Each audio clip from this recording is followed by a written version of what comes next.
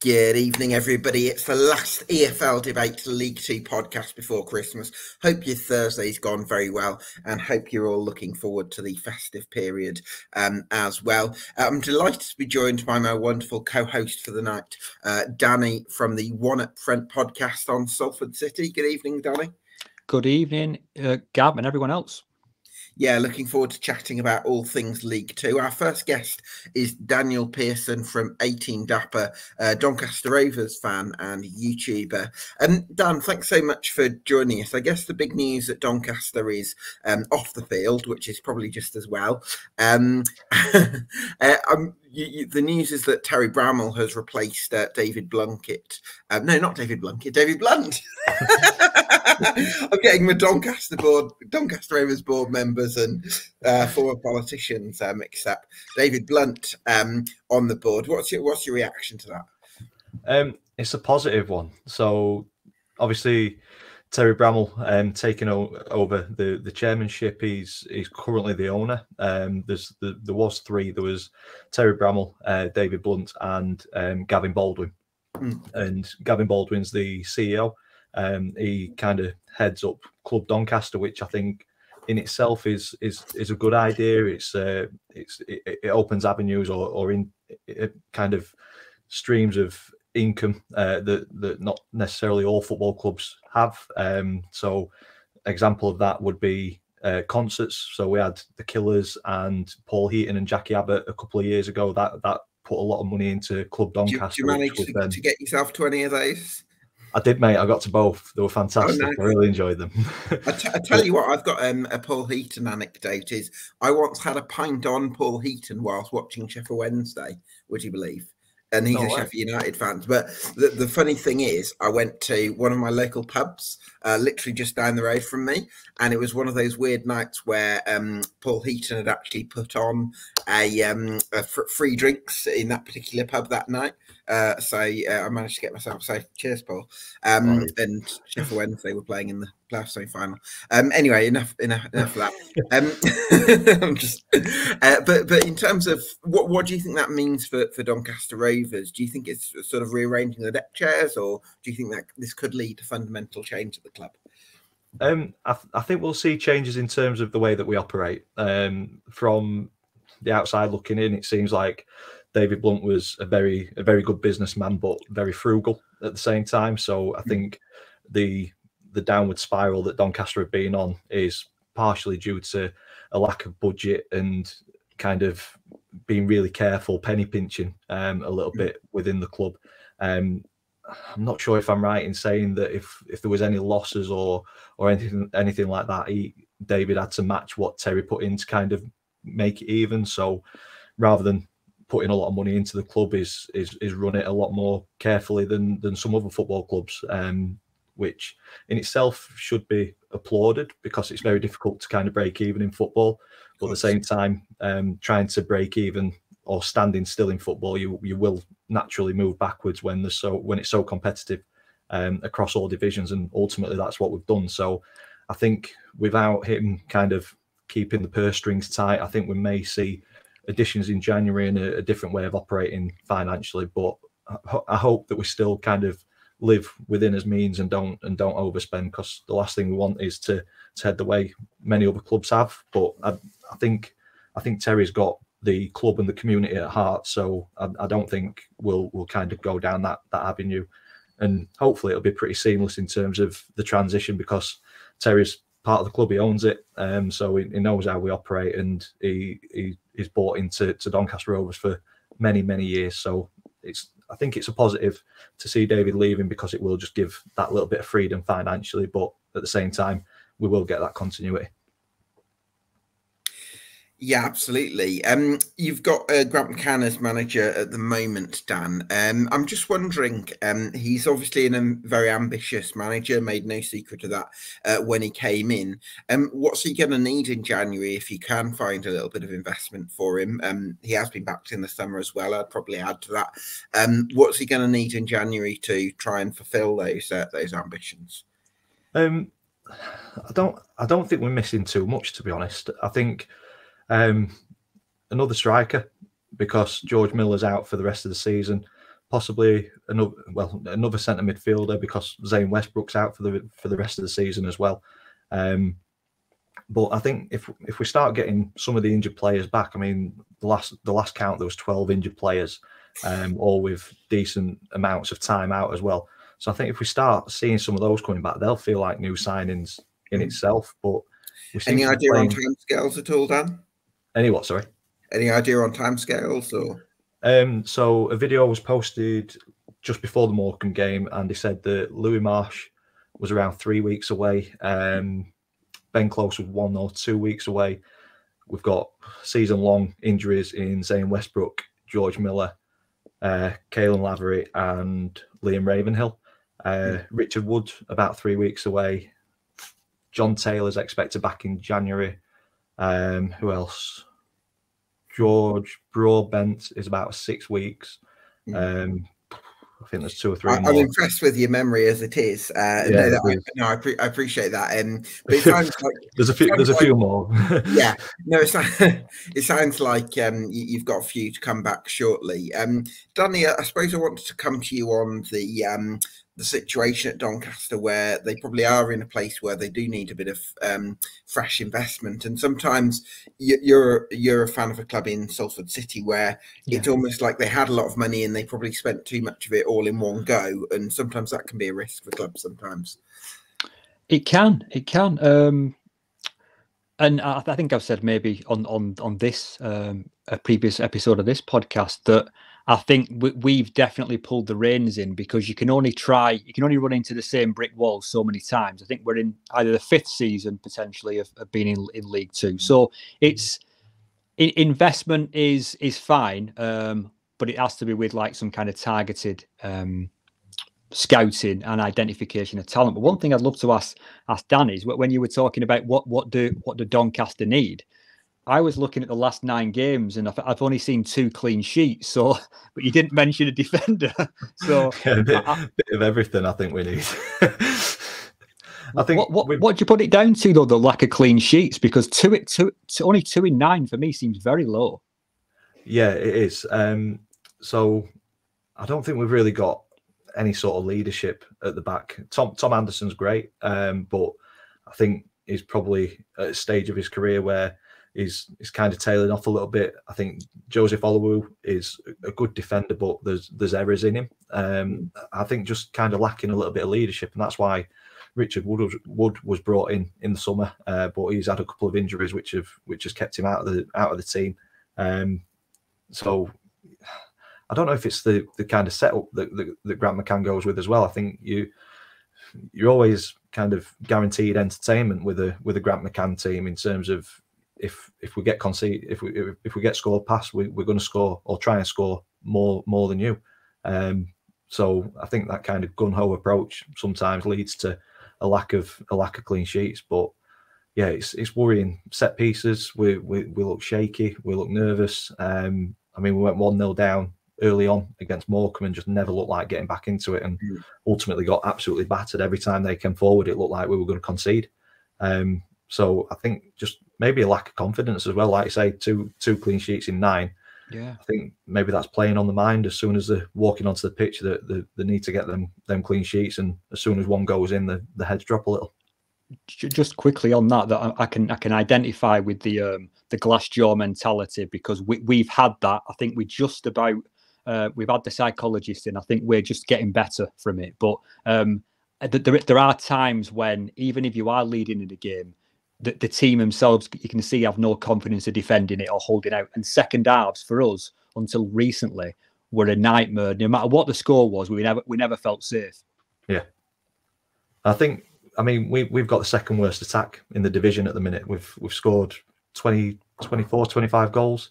I think Gillingham have scored 19. So I think that might be playing on the mind as well. The fact that there's a bit of pressure on trying to keep clean sheets, because if we are going to win games, it's going to be by a narrow margin. Which is ironic a little bit to me, Dan, because actually there's definitely been patches this season where you've looked at Joe Ironside and Mo Farrell and felt like they've got the makings of a pretty strong partnership. So to see you as second lowest goal scorers in the league is kind of a bit counterintuitive to me.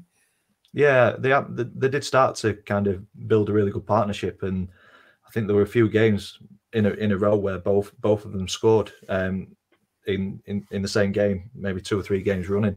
But we've just not been consistent enough across the pitch, and I think you could probably say there's mitigating circumstances with that with the injuries, but I think looking especially at the Morecambe game, which has just gone, that's still fresh in the memory. It was just really poor from every man on the field, and that starting 11 you'd expect better from. But the young kids who came on showed them what we wanted as fans, and that's just a little bit of effort, a little bit of drive, a little bit of commitment. And if you get beat on the day by the better team, then so be it. But there was just a lack of any sort of energy, vigor, whatever you want to call it. They just looked beaten before they even came out on the pitch, to be fair. The mood at Doncaster then, Dan, I'm sort of curious about this because in the summer there was a lot of optimism in the sense that the club had gone pretty hard pretty early in terms of the recruitment, and a few of the captures I think we were all quite impressed by. Joe Ironside would be one, Jamie Sterry would be another. Brought in a couple, a few players from the National League, which look like Owen Bailey, who's actually been one of your better players from what I can gather. At the same time, I suppose seeing Doncaster around 17th in League Two again, even if you add the sort of caveat of injured players to come back, does it feel a little bit, here we go again at Doncaster? It does, yeah. But at the same time, I think if you'd have asked me this at this time last year, I'd have been a lot more worried. I've seen better performances. I've seen a lot more togetherness across the whole club, off field and on field. Improvements off field as well over the summer I think have softened the blow of a poor start to the season. But I think League Two is just so congested. It's difficult to kind of be too worried about it at the minute. I mean, we're 19th and we're 9 points away from the bottom 2, but we're only 8 points away from the top 7. So although we're 19th, we're pretty much. I mean, get some of those injured players back. You've already got a decent, other than the Morecambe game, a decent base level of performance. It's not completely unheard of that you could put a run together and give yourselves a bit of hope in the second half of the season. I mean, I've seen on social media a few posts about Grant McCann's job being under pressure and things. I think he's probably one of the managers under the least amount of pressure at the minute, because for me, there's no one better out there who we could bring in to do a better job with the resources and the squad that he's got. So obviously we can't continue backing him if we're getting battered 5-0 every week. But at the same time, I think we do need to look at the bigger picture, and I think it'll be a 2 to 3 transfer window project before we actually see a real true Grant McCann team that we remember back when we got through to the playoff semi-final against Charlton and really enjoyed that season, apart from the end, obviously. No, I commend your ability to see the bigger picture, Dan. In terms of the rest of the season, then, do you still see playoffs as a possibility if you can get a fair wind and some of those injured players returning can make a difference? I think in League Two, Gabe, anything is possible. We've seen it in previous seasons that a team goes on a really good run after Christmas. Is Doncaster Rovers that team? I hate to say it, but I don't think we are. At the start of the season, I said probably anywhere between kind of 10th and 14th, and I still think that's probably where we'll end up finishing up. I think it'll still remain close. I think we'll be a couple of points away from top 7, but we'll be looking over his shoulder all season as well, because it'll be just as easy to get dragged into a battle down at the bottom of the table as it is to go on a little run and reignite some playoff hopes and ultimately have them dashed come the end of the season.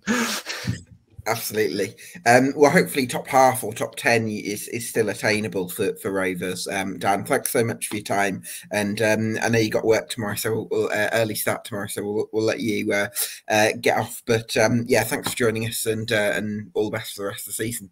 Yeah, thank you, Gabe. Cheers. Cheers, Dan. Cheers. Thank you. I wanted to ask you, Danny, about Salford City, another team probably underachieving in the bottom half.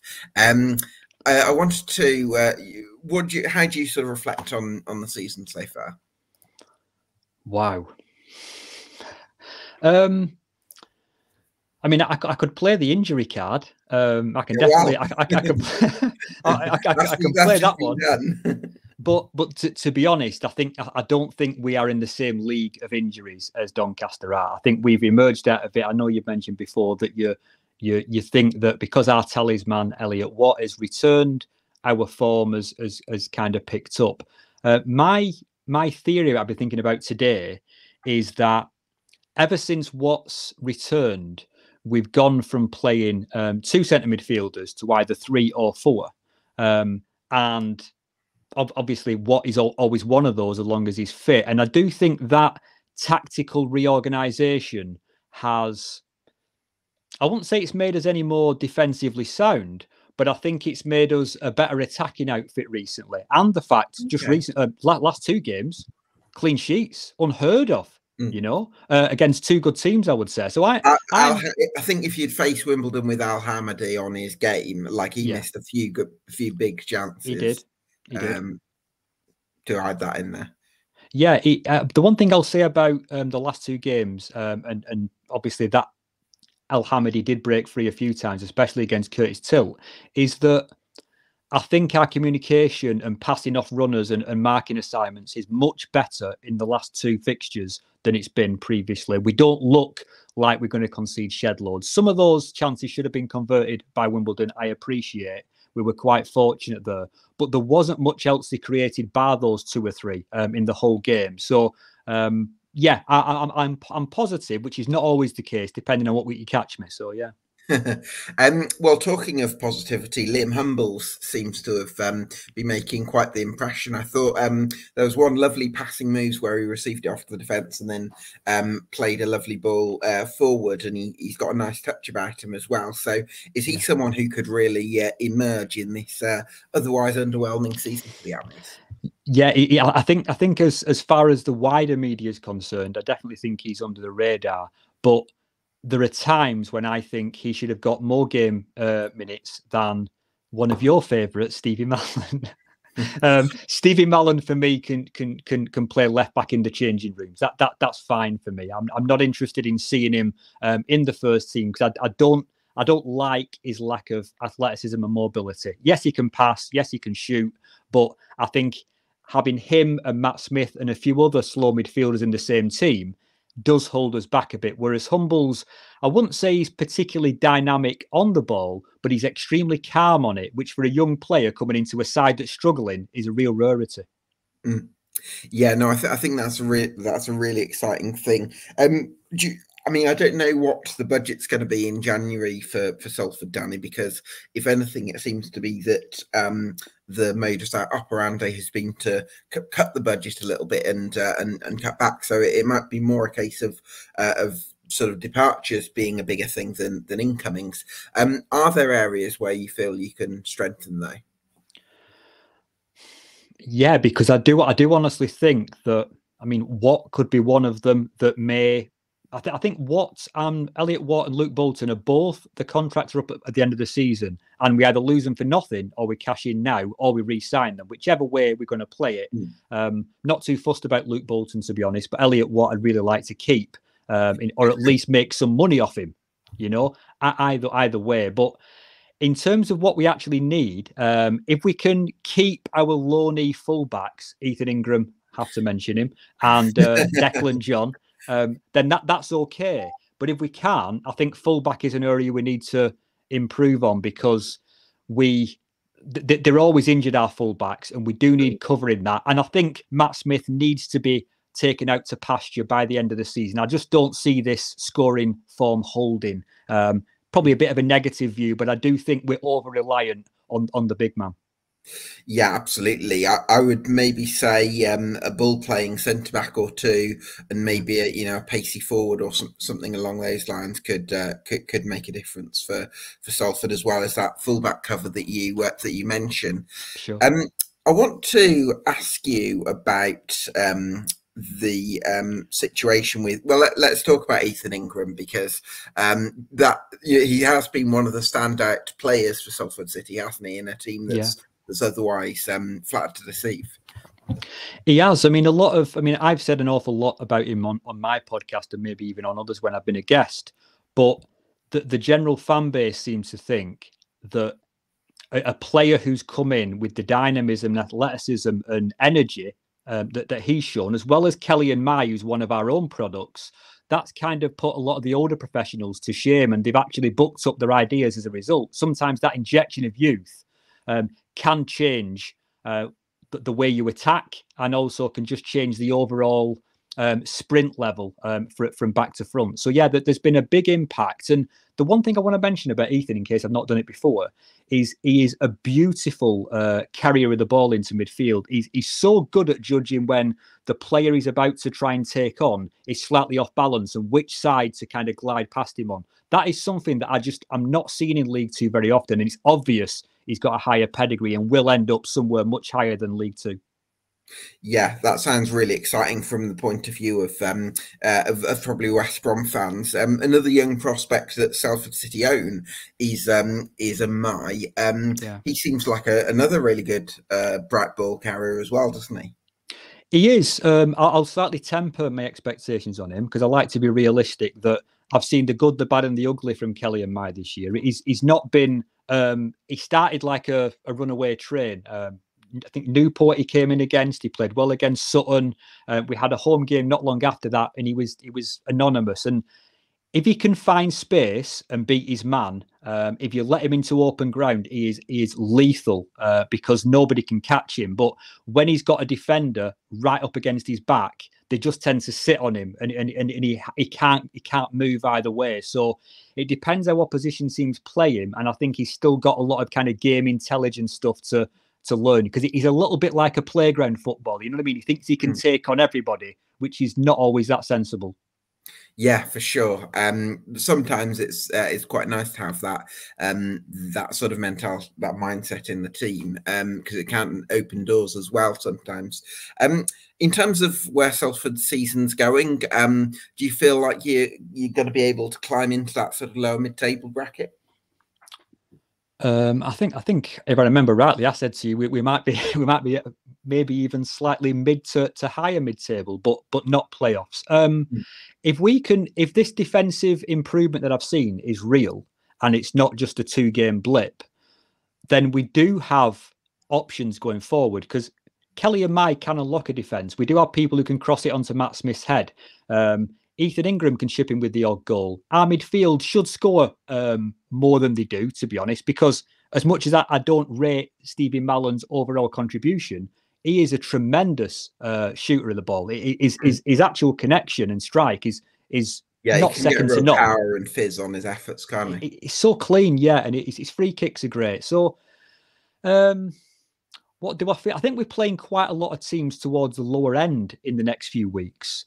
So that's going to be make or break. A few people on my own podcast, such as, in fact, the podcast we were on, I think Dave Farrer said much the same, that's where we're going to find out where we sit, because do we actually take those games seriously, or do we kind of believe too much in our own bluster? So I hope we kind of apply ourselves properly and come out of it with maybe 2 or 3 wins over the next few weeks.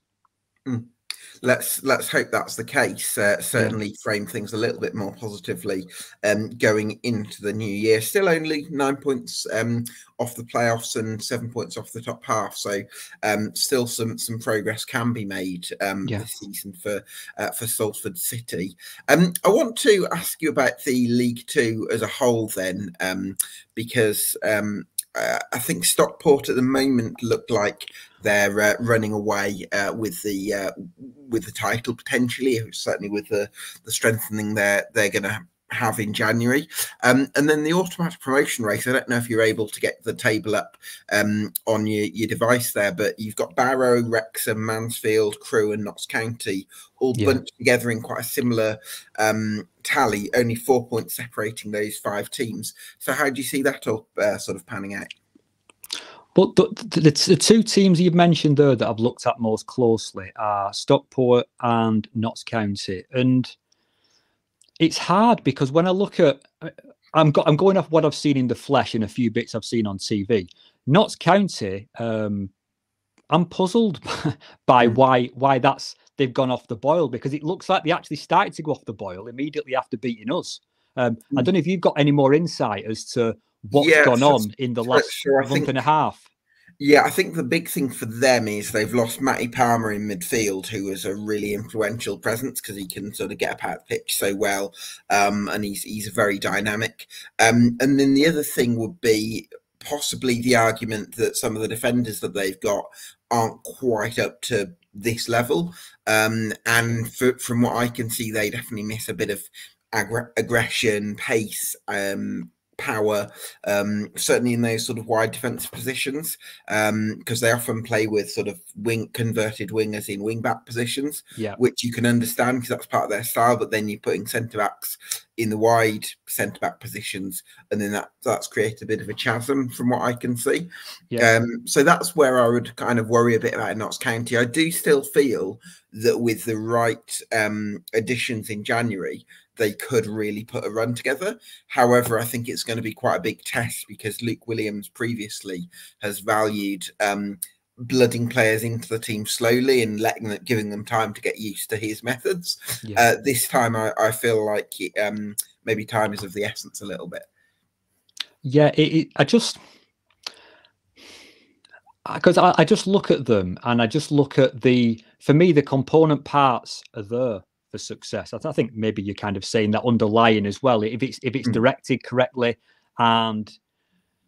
But yeah, it is worrying. In that game they played maybe more than a few weeks ago against Mansfield, they looked like they were not in control, but they were at least two equals, and they just fell away. And that really shocked me because I just thought, blooming heck, what was the score? Do you remember? Was it 3-1 or was it more? 4-1 in the Mansfield game.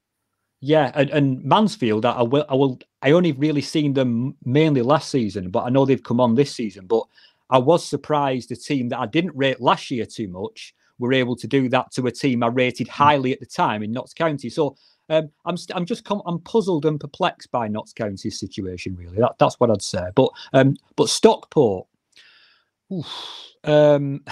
Louis Barry's not a factor anymore, so that magical elixir has disappeared because that he was overperforming every possible metric you could look at, because it was almost Matt Smith was doing a similar thing in a different way because he was also playing, I think, above himself.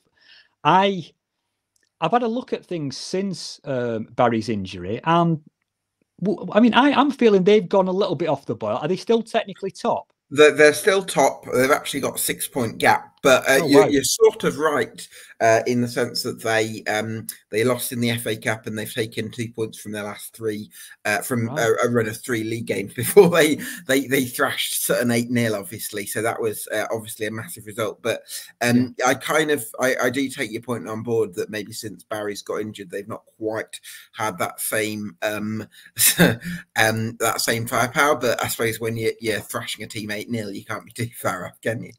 I'll make 2 further comments about players that I know relatively well. So Odin Bailey's still there. Ibu Torre is still there. Ibu Torre, from what I'm hearing, is disappointing as expected, I believe. He because I did talk to the Scarf Bergara Wore early in the season when we, I don't know if we played them or I was just doing a check-in about how Louis Barry was doing. And he said that because they were only expecting Ibu to play as a defensive, no-nonsense fullback, that he was doing quite well. We expected a lot more of him as kind of a crossing chance generator at Salford. So it would probably push him a bit far. So I think Ibu has returned to the level that I feel he is, which is very proper. He doesn't deserve to be in a top of the table team. He's not good enough, in my view. I thought in your early days in League Two, I thought he had a couple of good seasons because he can get up and down, can't he, Ibu Torre? He can, but all I'll say to you, Gab, is that when you watch him game in, game out, you see the fear on the man's face, right? You see the fact that there's certain things that he has to do in games that make him very uncomfortable. And one of those, despite how many assists I think he got last season, which got him into the team of the year, which I wouldn't agree he deserved, he's not comfortable being front-footed as a defender. He's not comfortable, really, I would say, getting beyond the halfway line. And so I actually thought it made perfect sense to me that another team were going to bring him in. They were going to recruit him into a system where he could play defensive and defensive only. and that was going to be fine. But I do believe, from what I hear, he's gone off the boil. But a bit as not as big a surprise, but something that's really made me open my eyes is Odin Bailey is holding his own and is a regular starter. When he's been fantastic for them. But how? Like, how? I mean, the guy had nothing about him. He was a fancy Dan, stepping over the ball, doing step overs, going nowhere. Manager didn't want to use him. There were rumours of being fined a lot because of disciplinary issues, turning up to training late, loads of different things. And getting a load of bollockings as well, if I can use that word, from the sidelines, because he wasn't pressing intelligently. He was the hole in our press, especially in pre-season. So the fact we got rid of him, I thought, look, somebody wants him. But the fact he is performing relatively consistently, maybe it's just a change of scene, different atmosphere, different manager who may be a bit more hard line and a bit more of a disciplinarian than Neil Wood is getting more out of him. Yeah, I think you've certainly got to credit Dave Challoner, because we often associate managers that have had a lot of success in non-league, even going down to the lower echelons of non-league where Dave Challoner started initially. You kind of associate that with a bit more and sort of no-nonsense management, and not necessarily the ability to get the best out of the sort of your more enigmatic players. But actually, it seems like Dave Challoner does have that aspect of man management to him. So I think you've got to give him an awful lot of credit to him for that. But I do kind of take your point on board about Ibu Toure, because it seems, from what I can gather, Stockport are after a left back in January. So that would make a lot of sense. I want to bring in a couple of pre-recorded segments. I suppose while we're on the subject of Stockport County, we may talk to the Scarf Bergara Wore Podcast. Russ very kindly joined us yesterday. So I'm joined here by Russ from the Scarf Bergara Wore Podcast on Stockport County. Russ, great to have you on the show. Thanks for joining us. After that 8-0 victory over Sutton, has that maybe eased a few Stockport fans going into January, especially with the injury crisis you've had lately? It's probably the best way to put it. Yeah, it's eased a lot of worries for County fans, because we'd gone 6 without a win before that. Really expecting some sort of reaction against Sutton, but we didn't expect that kind of reaction. It was just relentless throughout. Yeah, certainly was. I want to talk to you about that pairing of, well, I suppose you could argue it's a front three at times, with Paddy Madden, Carl Wootton and Isaac Oliofe, who came off the bench. Madden, I think, sort of drops in really nicely in links play. You've got Oliofe, who's stretching the game with his runs, and then you've got the physicality of Carl Wootton. They seem to complement each other really nicely, don't they? They do. What you've got to remember is we've got Odin Bailey that's in there as well, and he does really unlock quite a lot of that. Paddy does come deep. He's really, really good at that, and that's probably more down to his age than anything, that he needs to come deep to get the ball. He's not the striker that he once was. Of course, yeah. Wootton's a bit of a battering ram. I mean, we're talking positive now after an 8-0 win. If we'd have had this conversation before Saturday, it might have been a different conversation, because they were struggling before that, but Saturday seems to have unlocked quite a lot. And you're right, Olafi came off the bench. He's a good option. And I think Challoner's learning all the time that you don't need to play your best two up front all the time. I mean, that's quite obvious to say, but he's playing the team in the final third that has the best chance of unlocking what is in front of us. So we got Notts County on Friday. Yeah, and then it's a really tough Christmas period for us. We've got Notts County at home on Friday. We've got Barrow away Boxing Day, Bradford away. Barrow, I think, will be a really tough game, by the way, because that's an absolute cauldron. I think get a point at Barrow. I think that's a good result. Yeah, I think you're right. I think most County fans are thinking that as well. Then we've got Bradford away, which we all know that's generally just a difficult place to go to anyway. And then we've got Mansfield at home on New Year's Day. So out of the 4 games over Christmas, not really. I mean, unless you swap Bradford for Wrexham, I don't think there's 4 tougher, to be honest. Yeah, no, that's a really tough period, and I think it's just a case of sort of grinding out enough points to sort of tick you over into January. Which brings me on to the next transfer window, Russ. What do you think Stockport are going to need, bearing in mind the injury situation? There's been a lot of talk about this and a lot of messages in the WhatsApp group about being linked with players and rumours and all this kind of thing. What we definitely expect and what Challen has alluded to is we're going to get bodies out and bring bodies in. So it's likely that the lone players that are in at the moment, Richardson, we probably think should go back. I mean, he's not had an impact. There's going to be probably we're thinking that maybe Connor Evans comes back from Wimbledon and does a job for us. He's doing pretty well down at AFC Wimbledon. We want to make Odin Bailey a permanent. That's what the fans think because he is really, really good. So, by the way, sorry, just on Wimbledon, Joe Lewis is actually having a really good season for them as well. He is, yeah, but defensively, that's not where we've got our injury problems. So he's kind of like, well, yeah, he's doing well. He can't play against us. He's quite happy. He's learning where he is, and he is one for the future for us. Defensively, we haven't got many injury problems. We have out on the left wing back area with Rydell. He's out for the season, but apart from that, everybody seems to be fit and firing. Oh, and sorry, we call it South of Males, who's now out on the right hand side. So, what I'm saying is, in that central defence area, sure. It's not where we shot. It's where it's in midfield. Absolutely, it's in midfield, and maybe not so much in the final third. So we're thinking bodies in midfield will come in and bodies in midfield will go out. It makes sense to me that Connor Evans comes back just to bolster that. And it's a bit of a freebie. I'm not sure if we've let him go for the full season and we can't recall him. That's something I'd have to look into. So let's say they do recall Connor Evans. Do you think it'll be a case of one midfielder and one fullback / wing back on either side that comes in? I think it's going to be more than that. You know, we have heard rumours of sort of big signings to, you know, marquee signings to get us up into League One, and not just that, to help us when we're in League One. So when we were in the National League, we were signing League One players, so Sarcevic, Paddy Madden, that kind of thing. And you know, it's well coveted the investment we've got.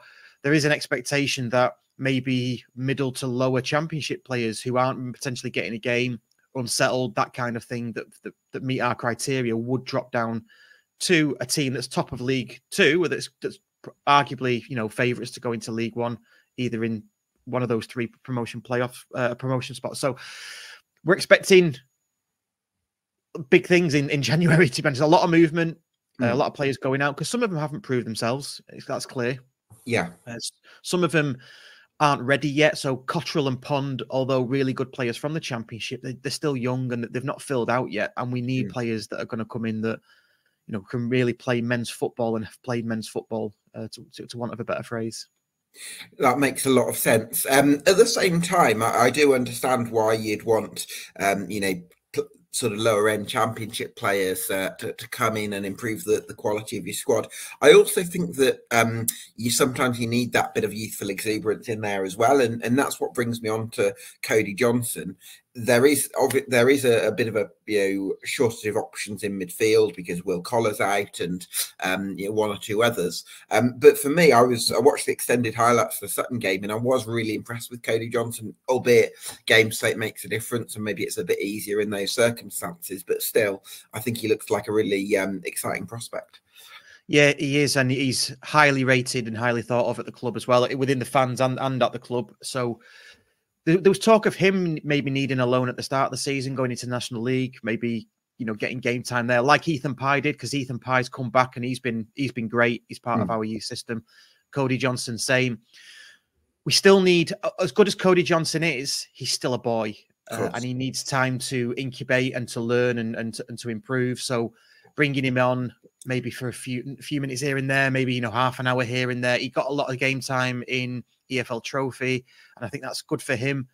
But really, if we're talking about going away to Wrexham on the last day and we've only got Cody Johnson to play, then that would be a worry for me. As good as Cody Johnson is, he's not ready for that. We need a player that is of a certain criteria, certain ilk to be there. And I think without someone like Will Collar, if we haven't got Sarcevic by then you're going to need somebody that is mid to late 20s, has done it before, can handle the pressure, and doesn't, you know, isn't being played to improve his potential. They're being played because they have got experience in that role.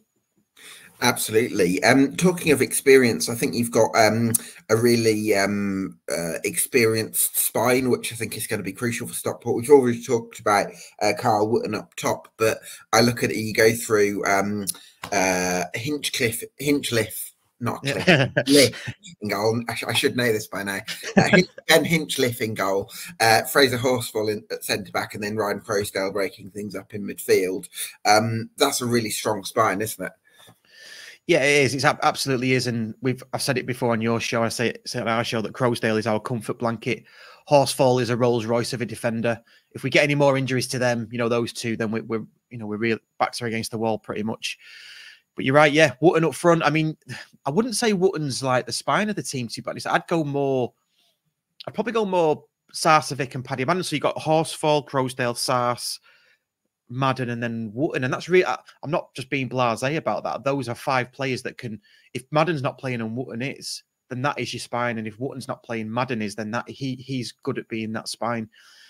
Crowsdale's just great. He was played in a slightly different position against Sutton. He was played left of a 3 in midfield because Challoner identified that their keeper wasn't great on in-swinging crosses, which is, that's tactical. That's tactical now, isn't it? Right foot in-swing cross, and it worked, and he helped himself to 2 goals within 20 minutes. So Crowsdale surprises on Saturday, but he is that central defensive midfielder that is the rock, and he does all the dirty work, he's like the unsung hero, really.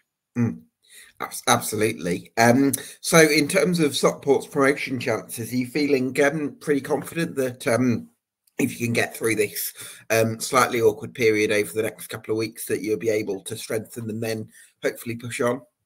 Yeah, that's exactly it. We think that if we can get through these 4 games over Christmas and still be top with any points margin, that is a result for us. I put a poll out on Twitter to our fan base. General consensus is 6 to 8 points. Delighted with 8 points, happy with 6. Yeah. And for a team that's top of the league, I think that's not unreasonable. Get into January, then start getting bodies in and moving bodies on. And if we can do that, and the players that do come in, that's not so much hit the ground running, but are okay when they do come in, then we feel like we could go on another run, another 12 unbeaten, certainly. Maybe not 12 in a row winning, but 12 unbeaten. And then that sets us up nicely into February and March when Sarcevic comes back, Barry comes back, potentially Southam Hales comes back. So yeah, and this is I'm calling it the bridge period now. Where it's going to be interesting to see how we get on in the next 4 and then into January and February. Absolutely. Louis Barry's return, certainly something to look forward to a few months down the line. Russ, thanks so much for your time and keep up the great work on the Scarf Bergara Wore Podcast. No, thanks for having me, Gabs. Cheers, mate. Russ speaking there from the Scarf Bergara Wore Podcast. We're bringing in now Sarah, who's a Sutton United supporter. Sarah, thanks so much for your time. I hope you weren't haunted too much by listening to a Stockport County fan speak there. No, I joined at the very last minute because I didn't want to hear that. I mean, I imagine you're falling out of love with football at the moment after an 8-0 defeat last time out and bottom of the league. The problem with that is football is basically my entire personality game, so I can't really fall out of love with it. I mean, the sad news in light of that 8-0 defeat at Stockport County was the dismissal of Matt Gray. Obviously, we've probably not need a whole podcast to go through his entire tenure as Sutton boss, but just reflect for us what he did for the football club. Well, he came in when we were at low, but a bit of a low because our previous manager of 11 years had just left and he'd taken the club to sort of new heights in that time, places we'd never been before.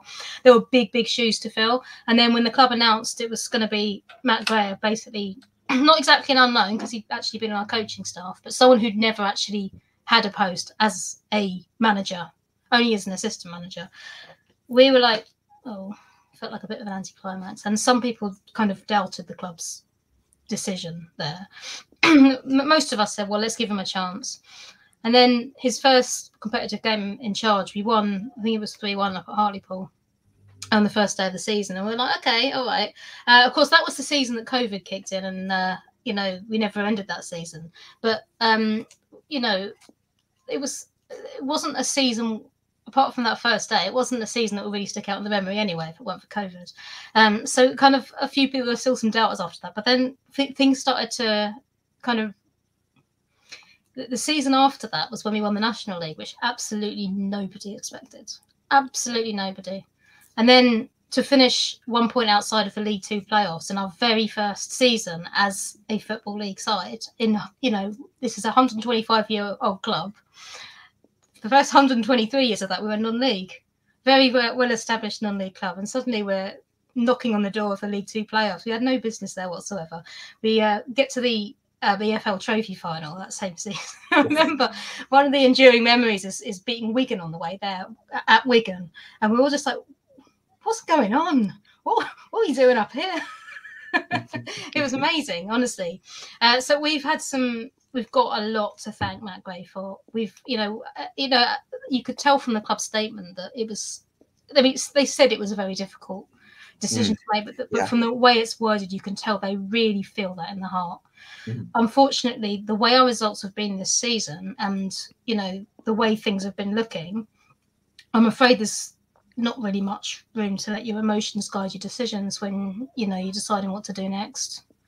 They had to make a decision that was best for the club on every level. And although Matt has been the right person for this club, perhaps at the moment it's time to move on.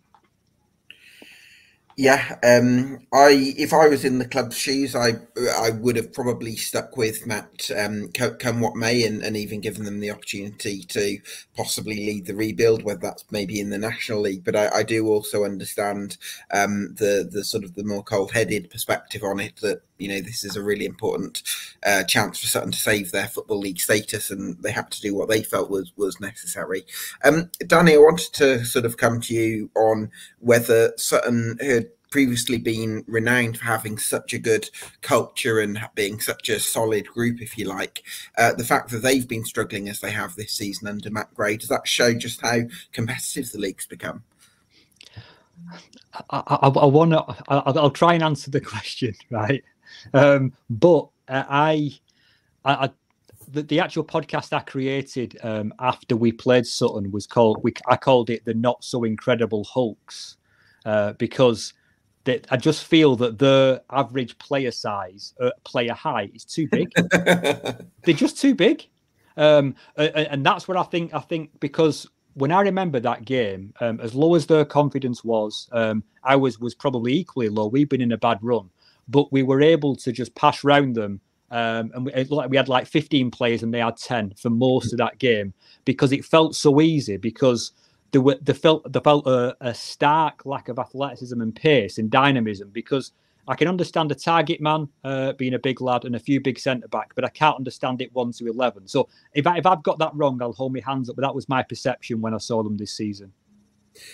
Yeah, I mean, Sarah, I kind of came in. The main reason for me to be excited about Sutton going into the season was, firstly, I think you probably had more Football League experience than you've maybe had in previous years in this squad.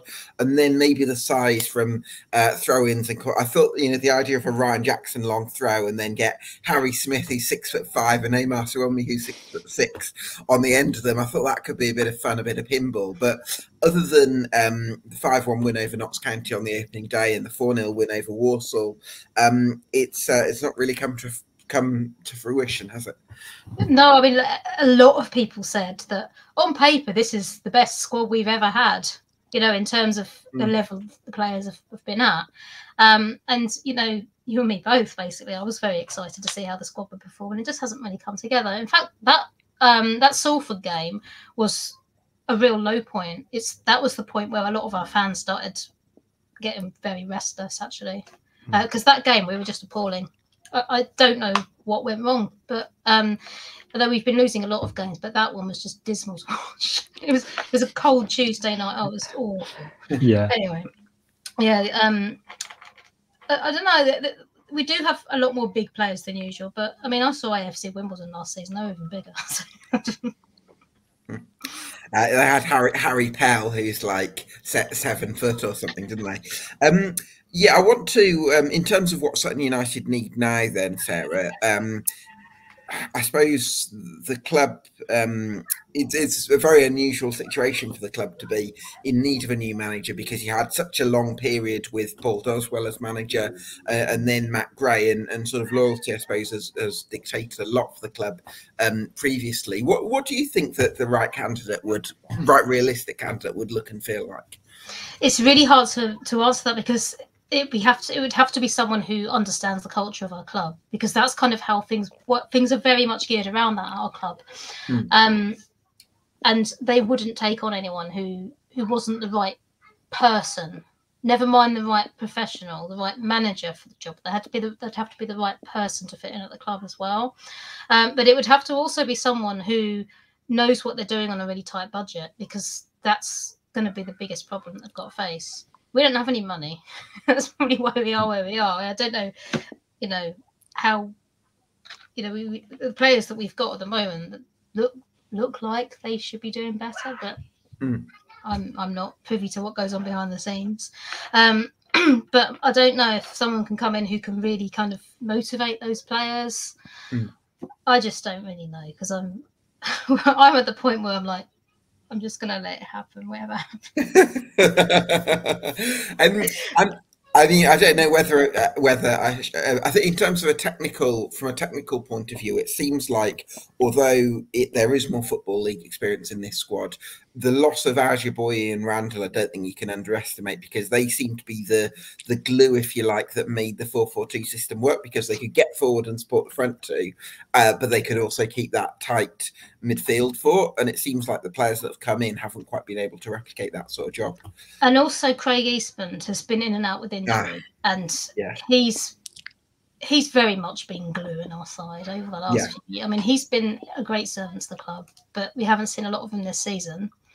And he's not getting any younger. So I don't know, I think that's made a huge difference, actually, him being out. And then Omar Bajil as well. I think it's one thing Harry Smith has grabbed a few goals in this team, but and he's very, he can be a threat as a target man, but you had quite a unique centre forward, I think, in Bujil, who could thread those little passes and be a bit of a focal point, but also be creative. And probably you've not really been able to replace that as well, I imagine. No, like you say, he's quite a sort of unique player, because he's like not necessarily the out-and-out goal scorer. He's like the step in between, like the step before that goal, isn't he? He's the one who kind of comes along and feeds them through. Yeah. And that's actually a really good quality to have, because it means you don't stick out as much. You're not someone in demand from other clubs who are looking for a striker. Not saying that they won't notice that; they will notice that. But you'd have to have a certain type of squad for that to fit in, I think. Could I mention one thing about Omar? Only because I saw him, I think, on Saturday, didn't I? I think he was playing for Wimbledon. That he was given a man marking assignment to shut Elliot Watt down, and he did a really good job. So he's obviously versatile in terms of he can do a few things rather than just scoring goals. So it was a new one to me. He wasn't someone I was familiar with, but I thought he was really disciplined in what he did. Now we've got to play against them next week, so that'll be fun. Oh God, because again, that's another thing. You've got someone who can drop into midfield as well, and that's always important. That one of your forwards can do that in a 4-4-2, and hopefully someone who understands the fabric of the club but can also bring some fresh ideas would be really important. Do you think that the next manager will be given a contract, Sarah, until the end of the season, or do you think it might be a longer term contract with a half an eye on the likelihood of the National League next season? It's really hard to call that. I think it's more likely to be sort of till the end of the season and see what happens next, basically, because you just don't know where it's going. And also, this is kind of a unique situation for the club. We don't sack managers. We've never really done that. Doswell just went AWOL, didn't he? No, he had some. He was very open. He was always very open. He had some health issues, some family issues, and he just needed to be closer to home. And he took some time out to do that, but he never really came back. And then he kind of officially left. So we'd kind of seen that coming for a little while. Right. But when we've kind of let things rumble on at the club. in the old days, when I first started going, like in the 90s, we're often accused of being a club with no ambition, but it was really just a club with no money. So things kind of just go on. Yeah. You just don't want it. You just don't want it enough. Yeah.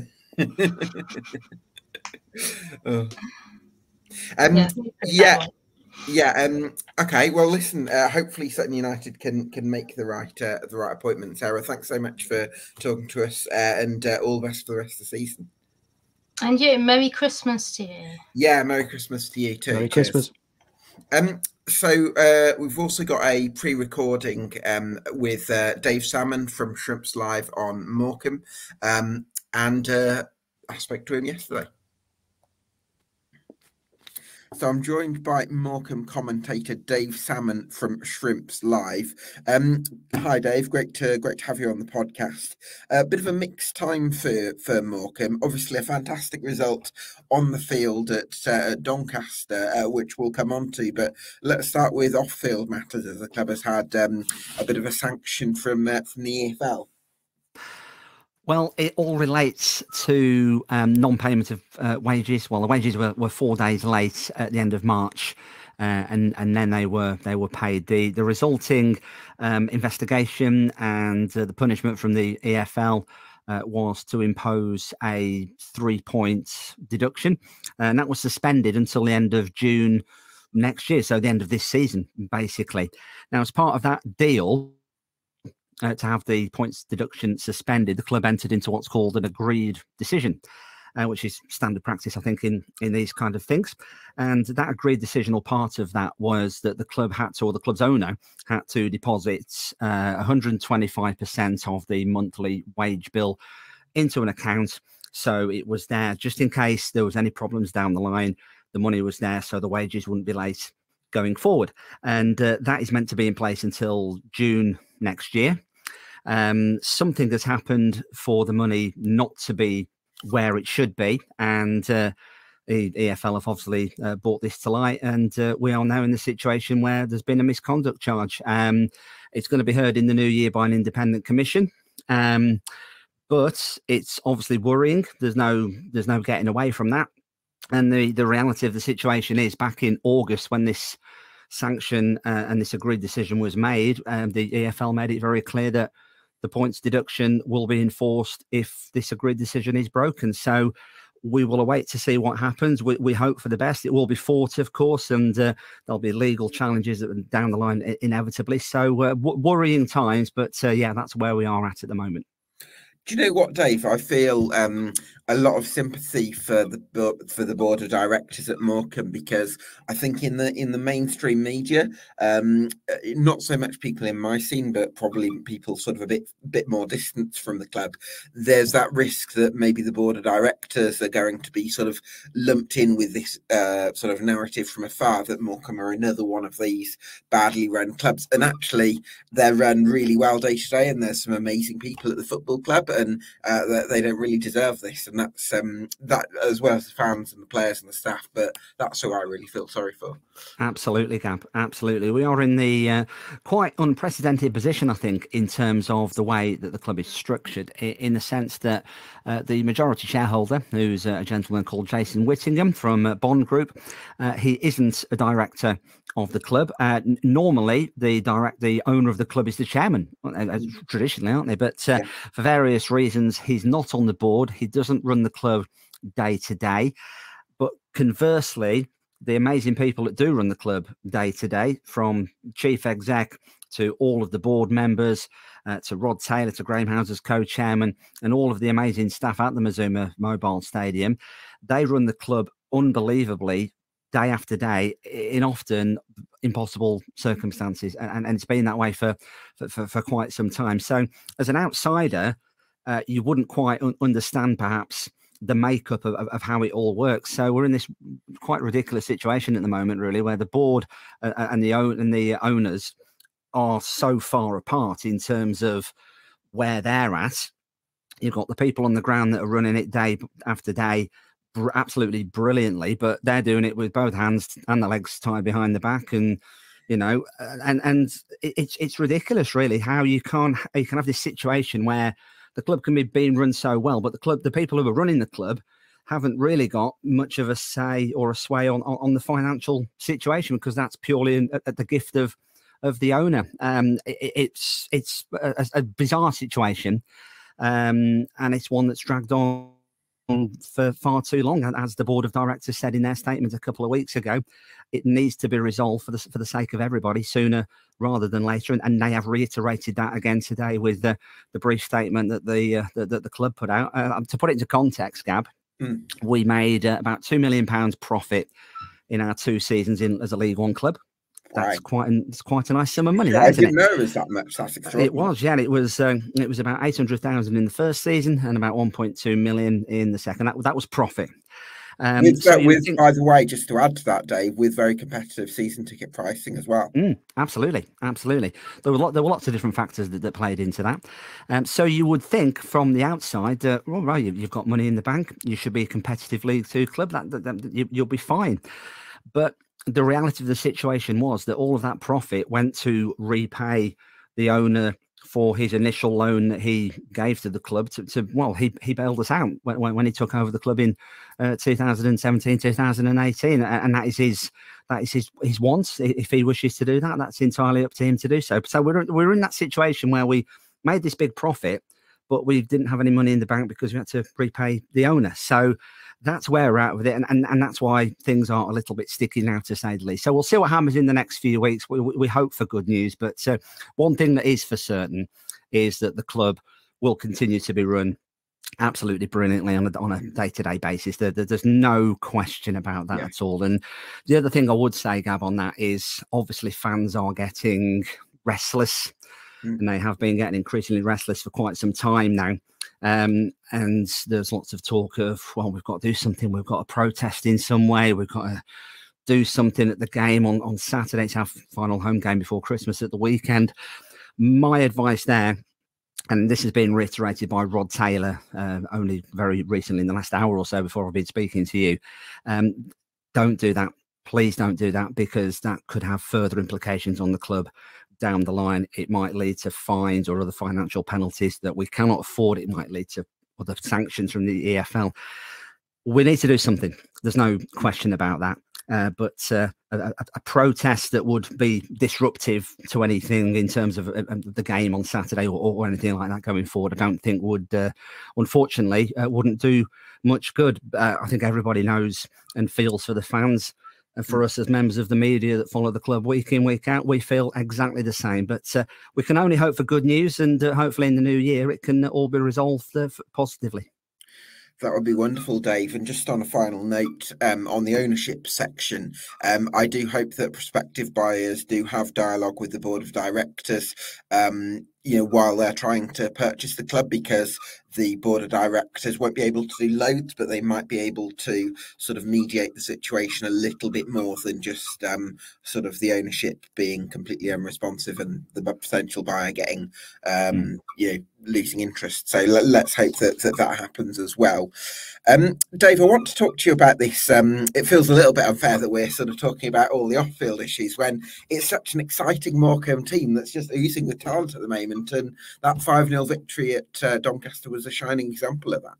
Oh, what a day! What a day it was, Gab, and that is exactly how you bounce back from a 6-0 walloping in your last away league game, which was Wrexham. Of course, we've put that well and truly to bed now. Since then, we've had a great home draw against Stockport. We went away to Wycombe Wanderers in the division above and got into the third round of the FA Cup and played them off the park, quite frankly. And Saturday was absolutely fantastic. It was a complete performance, and it's one of those games, Gab, where everything that our new manager Jed Brannan had tried to drill into the players on the training field in the week, that had transferred perfectly onto the pitch, and it was a perfectly executed plan. I'm absolutely delighted for Jed, because it so deserves it. He so wants to make a success of this, as we all do. Yes. And these days don't come along very often, do they? But the perfect performance, and we were worthy 5-0 winners.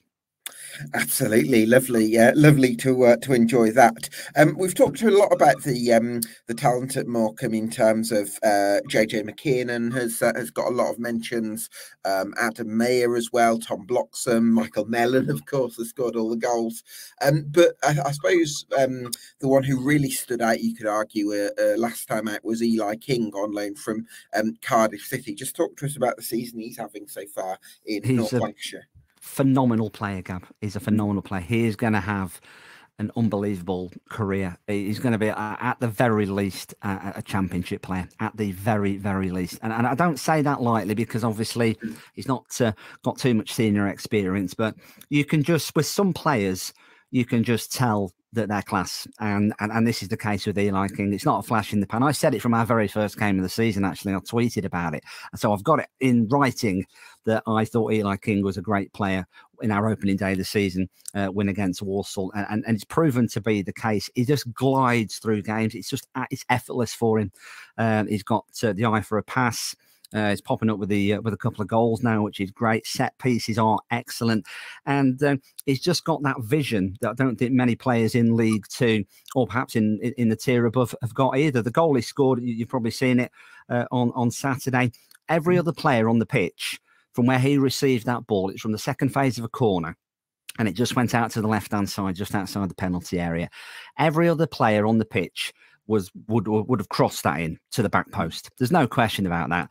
But Eli had the vision just to take a touch, bring it inside a couple of yards, and he saw there was just enough ball width gap to thread a daisy cutter through, and it just went through a right crowd of players and into the bottom corner. And I think that showed the quality that he had. He obviously set Michael Mellon up for both of his goals as well. Yeah. So hopefully we can keep him. This is the problem with loan players, of course, Gab, isn't it? Is they can almost do a little bit, certainly the younger loan players, they can almost do a bit too well. And Eli King's playing out of his boots. Michael Mellon's got 15 goals to his name now before Christmas. Could add to that on Saturday.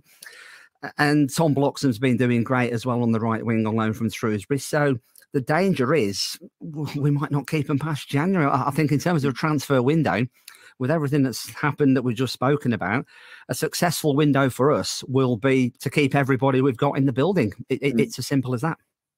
Let's hope you can do that. But yeah, fantastic day for Morecambe, and hopefully you can continue to enjoy these young guns for a little bit longer. Dave, thanks so much for talking to us, and all the best to Morecambe. For the rest of the season on the pitch, but more importantly, perhaps getting the right change needed off the pitch. So thanks for talking to us. Always great to chat, Gab, and we can only keep our fingers crossed, can't we? We know that the Morecambe ship is in safe hands with the chief exec and the board of directors that we have, and in them we trust to steer us through this turbulence that we're in at the moment. But we've been through bad times before, and we've come out fighting the other side. So there's no reason why we can't do the same in the new year. So great to chat as ever, Gab. Wish you and all the listeners and viewers a very Merry Christmas and a Happy New Year, and hopefully you'll be alongside me in the Shrimps Live commentary box very, very soon. Absolutely. Dave Salmon speaking there from Shrimps Live. Danny, I mean, let's hope that Morecambe can find the ownership solutions that they're looking for, because it's horrible to see really good people at a football club that are kind of a little bit let down by people who've got the ownership percentages. Yeah, and it was another thing that was interesting was the amount of, is about a handful of loan players there that might have actually performed too well, and trust me, Salford understand about that, because they've not left us mid-season, which is really high and dry.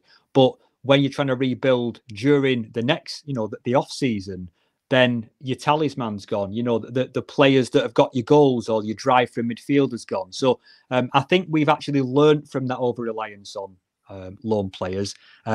Yes, our league position isn't saying that we've made tremendous decisions, recruitment all in, but I think that was something that we realised was hurting us more than it was helping us, to be honest. Yeah, that makes a lot of sense. Do you think if Morecambe can keep, I don't know if you've had the chance to watch them live with your own eyes yet, but do you think they could continue to push for the playoffs if they are able to keep that core of loanees for the second half of the season? if I could talk stats more than performances, if that's all right. Go for it. Okay, because I was looking recently that I think, including the last match, Morecambe have not won and got more than 50% possession in the same game. So it seems to me they're a team that don't want the ball. If you look at the overall stats for the 5-0 win against Doncaster, they got 42% possession. Sure. And 36% in the first half. So I don't know whether that's sustainable, because if it's so clear that you want the opposition to do all the running and you want to counter-attack against them, we're basically a halfway mark. I would imagine other teams have got to start adjusting to that, regardless of the playing talent they've got on the books. I just think that might not be a sustainable model to do from game 1 to game 40 odd. So I'll see how that pans out. I don't know what you think of it. Yeah, for me, I'm a little bit worried about Morecambe in the second half of the season, just because of the off-field issues that they're having to contend with, and the possibility of some of their lane players getting nabbed. I think Gab Brannan's done really well since coming in and being given the permanent job, but I do think it's going to be a tough second half of the season for them. Can I push you for a top 7 then, Danny, to round things off? One thing I mentioned when we have met in person is my short-term memory is terrible. So there's no way I can do that, Gab. Please, I can give you a run of the current top 7, and then you can give me some of those teams that you think might drop out. We can start with that. So go on, far away. All right, Stockport, Barrow, Wrexham. Do you think all of those teams will finish in the top 7? By the way. Until I probably saw Wrexham in the flesh come back at us and nick a 3-2 win, and the form since they played us, I wasn't a massive believer in what they were going to do this season. But all those, despite they're not exactly the most popular team outside the analysts. Barrow, I would say. I know you're a fan. I'm a fan of what they're doing. So yeah, they're all keepers for me. Yeah. Okay, so we're saying 3 of the 7 spots are taken, and then you go into Mansfield, Crewe, Notts County, and AFC Wimbledon. So, I would probably be inclined to say Mansfield and Notts County do finish in the top 7 in some particular order, and then agree. Maybe possibly Wimbledon, but maybe Crewe dropping out potentially. Yeah, I've seen very little of Crewe apart from when we beat them, and I'm sure they've achieved far more, and there's more intricacy than what I saw. But there wasn't anything that held any fear for me. Wimbledon, on the other hand, I think we actually played defensively well against the team and missed a few good chances. So I think they've got something about them. So of all those teams, I would say the banker is Crewe to drop down. Yeah. Okay, so if we're saying Crewe drop out from the 7 teams that I've mentioned, then you've got MK Dons, who are actually putting together some good form. Senamo, the manager, yes, absolutely, love him. I don't know what the results have been like. I've not kept a track since he's joined, but I love that fella. They lost 1-0 at Accrington in his first game in charge, and then they've unbeaten in 6, I think it is, since then. Yeah, it's got to work. He's too good, Williamson, for me. Too good. So top 7 then, you think NK Dons replace Crewe Alexandra in the top 7. What about the top 3 then? I imagine from what you're saying, Barrow might drop out of the top 3. Stockport, I think we'll agree, will finish in the top 3. Yeah, so I suppose we're looking at Notts County, Mansfield and Wrexham from your point of view as teams to the teams to compete for the top 3 spots. Yeah, and I like to think I'm not biased, but when I think of approving of a footballing project, I approve of Notts County. I just look at some of the players, and it was interesting what you were saying earlier about the way the construction of the defensive line and the back 3. That I actually think that there's quite a decent amount of athleticism, an enviable amount of athleticism in there. I forget the fella's name. He is, I would say, I think he's the right centre back. I think he's a number 2. Richard Brindley. Yeah, really like him. I really like him. He fits the mold of the kind of player that I think can overlap from that position. So yeah, they for me, in terms of my rubber stamp, they've got it. Yeah. Interesting. Okay, so Notts County in the top 3, and then if I pushed you for Wrexham or Mansfield, I'm actually gonna. although I think they're not favoured by the masses, I'm gonna say that Tactical Nous wins out, and we have Barrow. Oh, we have Barrow. Oh, brilliant. Oh, so I didn't need Yeah, I'll to shake you on that. Yeah. Okay, yeah, I think they're on a really exciting adventure under Pete agree. Wild, and I actually think that the fact that they weren't expected, like it wasn't, there isn't the pressure on them to information. I think that could make a difference in the run-in, because it's like every game the fans are just enjoying this ride, and I think that makes a massive difference to the sort of the mood around the place. So yeah, I think they're on the crest of the wave at the moment, and I think I reckon Barrow get top 3. Brilliant. Can I make one more comment? Go on, go. And it's about Barrow, right? What it is that when we played them, we essentially matched up tactically with exactly what their formation was. Call it a 5-3-2 or a 3-5-2, something of that ilk. And I actually think that is one of the only ways you can deal with what they do. And I think that's such an advantage to Barrow, though, because they play every week, they train every week. Whereas if you have to change from a Tuesday playing one system to try and combat what Barrow do by matching up against them and try and go man for man, that's what we did, and it was a 0-0 draw. We both negated each other. So I actually think that they are a massively difficult matchup for any team to face who don't play a system that is like Barrow's. Mm. Yeah, interesting. So you feel like you've got to go, you've got to try and replicate their system in order to stop them. Yeah, in a short period of time. Yeah.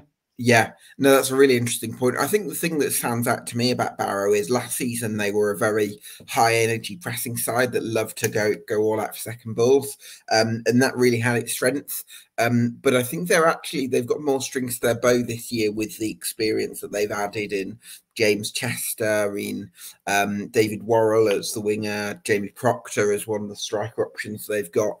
I think they've got different ways to win games as well. So, I'm really excited. I'm such a fan of their manager as well. I think he's absolutely, on a really exciting trajectory.